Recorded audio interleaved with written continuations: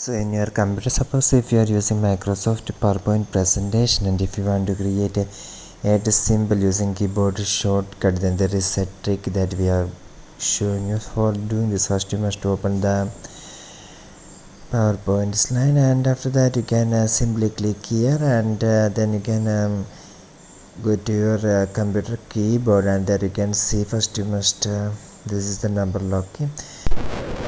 See, this is the alt key on the, and this is the number 3 key.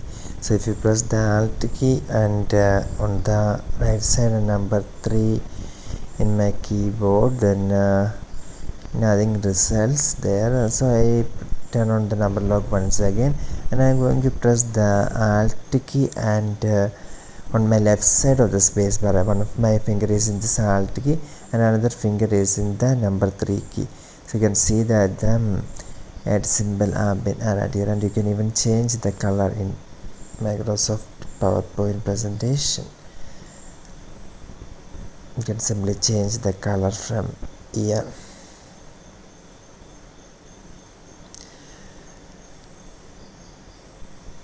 For more videos, you can subscribe Engineers Online. Thank you.